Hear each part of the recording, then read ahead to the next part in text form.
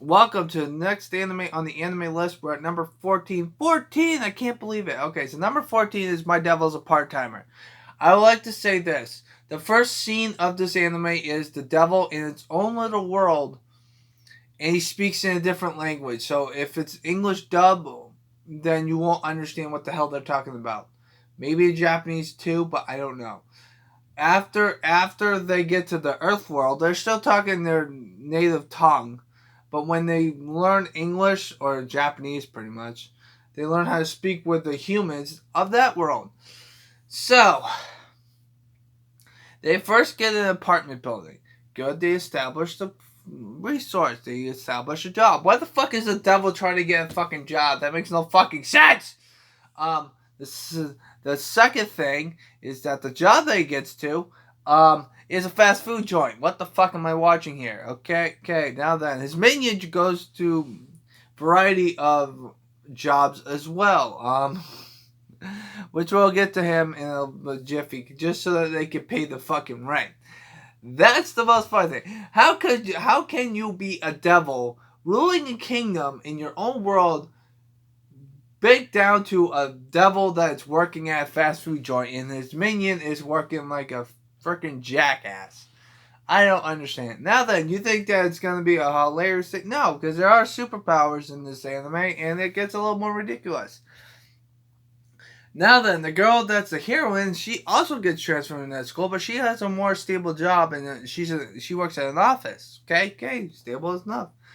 The thing is the fact that she wants to get rid of the Devil King, but the Devil King is like being respectful, being nice to for a change, and she doesn't believe it, so she tries to be a stalker and tries to stalk him until he does something bad, so she can fucking kill him.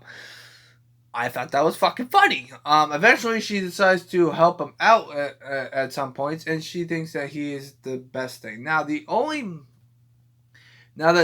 human that knows about this is his coworker. She has big boobs and she has a crush on the Devil King. Problem is the fact that how do I put this? The Devil King's too stupid to realize that she has a crush on him. She also works at the fast food joint, which is kind of fucking funny, and I think she's also working there, which is kind of fucking funny. Okay, now then, when it comes to the Evil Doers, there are two other characters in the thumbnail, and they both have purple hair. The guy with the short hair that's purple, he comes in early and he decides to cause ruckus by destroying the city and making the Devil King fight him, which he does, and he gets his ass kicked. Uh, my problem with that theory is the fact that after he gets his ass kicked by the Devil King, he decides to live with him. What the fuck? Why would you? And then after that, he doesn't really do shit. He just buys stuff off the internet the whole entire fucking time because he's intrigued by the internet. He's the Devil King's minions otaku because he doesn't like to go anywhere because he's underage. Because there's one episode late in the series, late in the first season, where he buys a bunch of useless stuff that have nothing to do with vacuums and cleaners and stuff like that. Uh, so then they have to pay for it all. But instead of that, he decides to because the guy scammed him, which is kind of fucking funny. And the funny thing is the fact that since he's underage, he can just sign them all back because he's technically legally 15 or 16, which is kind of fucking funny. Watch the episode. You'll love it, and you'll understand why the fuck it's hilarious. Okay, so then you've got the girl with the purple hair. Now, the girl with the purple hair is the girl with the red hair's partner, per se, and they like to be like more persistency.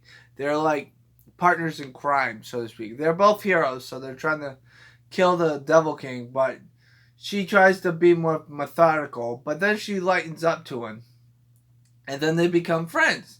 Um, all the enemies that are the Devil King's enemy are now his friends and allies because they don't know what the fuck they're doing. And that's the most funny thing about this anime is the fact that you can't take the fucking heroes seriously because they work at jobs and stuff, and you can't take the Devil King seriously because he works at a fucking fast food restaurant. Like, what the fuck? And then the guy and the girl who has big boobs that works with him crush on him, and she's the only one who fucking knows because they can erase people's memories, which is kind of fucking. That is kind of like underplayed, so to speak, but they don't erase her memories because she's fully involved, and they decided to leave her memories with the thing. Now then, the Devil King is trying. Now the whole main plot of this story is that the Devil King is trying to get back to his world. That changes because he wants to own. He wants to dominate the fast food restaurant joint, which that makes no fucking sense whatsoever. It makes no fucking sense. But the Devil King wants to go back to his world.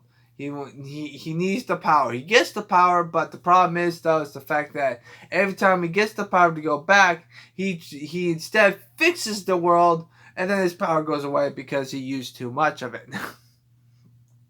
I thought that was fucking funny as fuck because all he's trying to do is get home, and all the rest of the characters are trying to get home and they can't. But blah this, blah that. Yeah. So anyway, why is that number 14? You may ask. Well, I can make a strong case of putting this in the top 10, but I think that the only reason why it's not in the top 10 is because of the fact that it only has 12 episodes right now.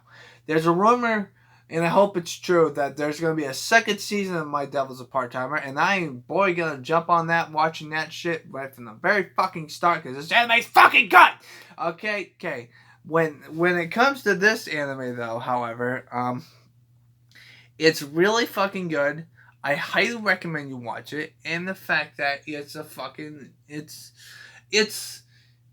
feels like more of a challenge, so to speak. I mean, it's not like it's bad or good, but it's really fucking great, to be honest with you. I have nothing bad to say about this anime. The only thing I can say that it's bad, that it's too fucking short. That being said, that's the only reason why I put this at number 14. Now you may be wondering yourself, why are the next three animes better than My Devil's a Part-Timer? Well, we'll get to that when we get to that. But my God, these characters are fucking phenomenal. I love all of the fucking My Devil's a Part-Timer is a fucking masterpiece, and you should fucking watch it. I mean, it's really fucking good. With that being said, what are you guys' thoughts on My Devil's a Part-Timer? I fucking love it. That's why I put it number 14. It doesn't get in the top 10 because it's too fucking short. But to be honest with you, all the characters play off at each other when it comes to comic relief.